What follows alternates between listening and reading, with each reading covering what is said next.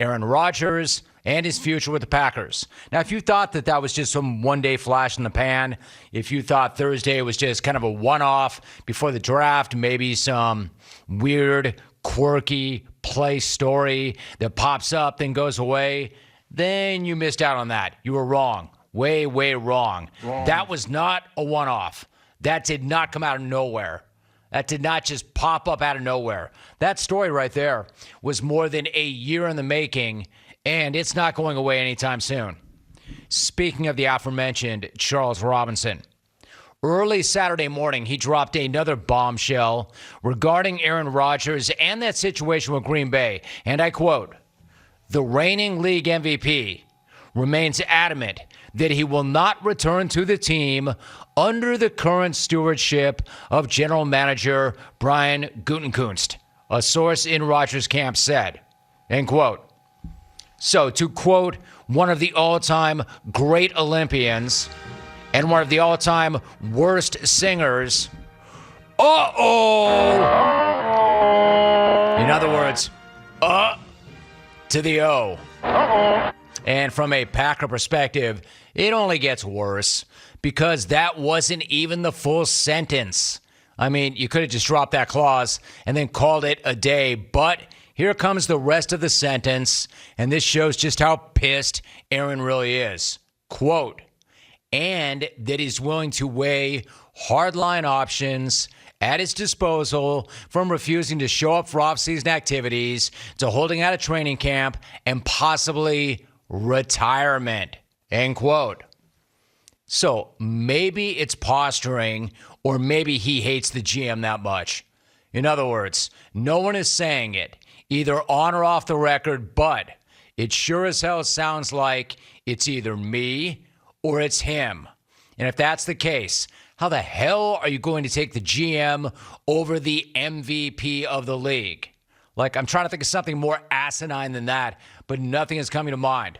I mean, sure, Aaron was the best player in the league last year.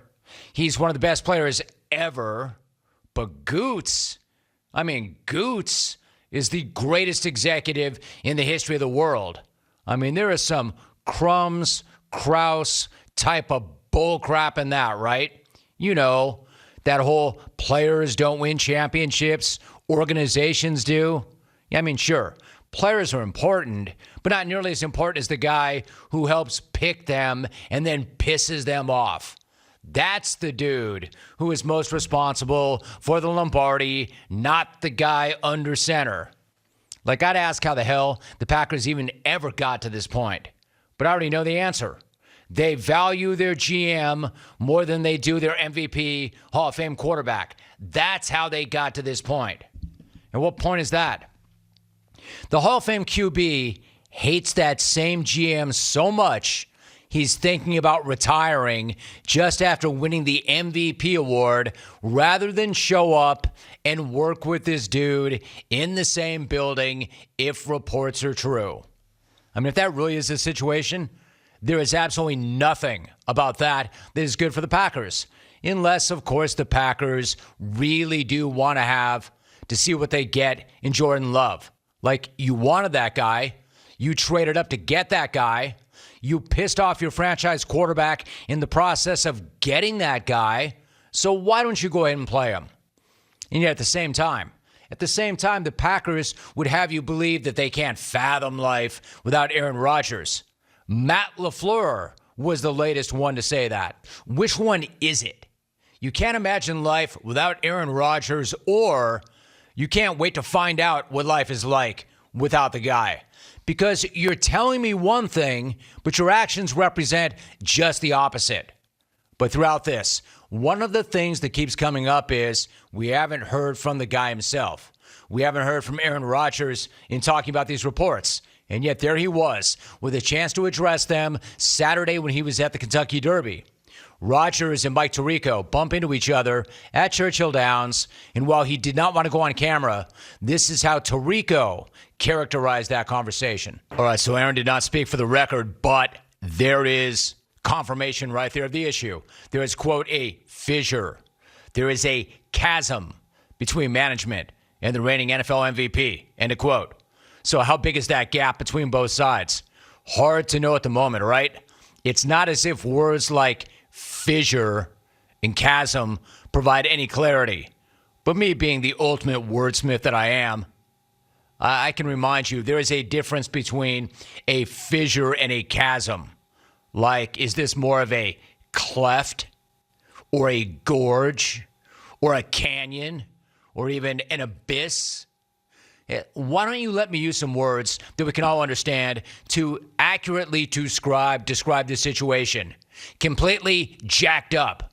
It was messed up a year ago when they took Love without telling Rodgers, and now it's much worse a year later. Much worse. And as bad as it was when they drafted and did not have the professional courtesy of communicating with him what and why they were doing it, that was still a situation that was salvageable. It was. When Rodgers went out and he won the MVP, the organization just had to own that, swallow hard, admit to themselves, all right, we were wrong. Dude still has plenty left. Hell, he was the best player in the entire league last year. Let's own that. Let's acknowledge that. And the fact that it's not Love's time yet. Let's acknowledge that and take care of our guy. We made a mistake. He earned it. And according to Robinson, if the team did that, if the team recommitted to him with a new contract and some guaranteed money, because there's currently no guaranteed money left on that deal, that could have theoretically fixed everything. But according to Robinson, the Packers were not really into that. They were not initially going to do anything beyond restructure and guarantee a contract for 2021. So no wonder this dude is going nuclear. No wonder he doesn't want to be there, because they couldn't have made it any more clear that they don't want him there. Not beyond one more year. They drafted his replacement, and even after he had an MVP year, they reportedly would not commit to him with the new deal that he deserves, that he earned. And yes, I know that committing to Rodgers for a couple of more years would mean the team has to admit that they were wrong to draft Jordan Love. But go ahead and admit it, because you were wrong. And then if you want to compare this to the way Carson Palmer forced his way out of Cincinnati back in the day, you can. But know this, that was Cincinnati. This is Green Bay.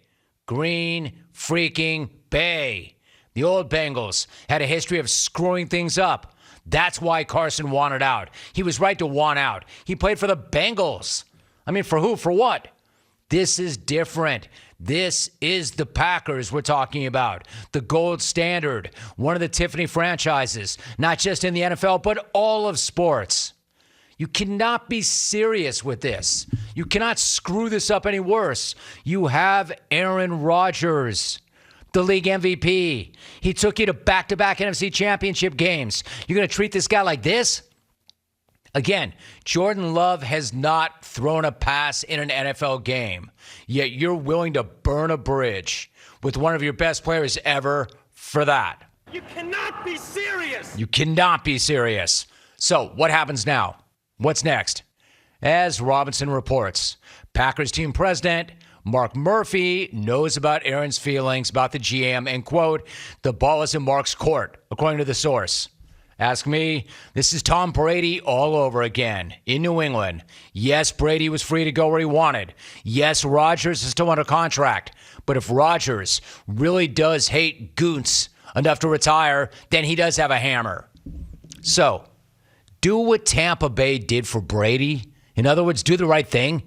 Give the quarterback what he earned. Give the quarterback what he needs. Fix the situation. And if that means firing your GM, you do that too, because your league MVP and your Hall of Fame quarterback is a hell of a lot more important to your organization and a lot easier to replace the GM than him.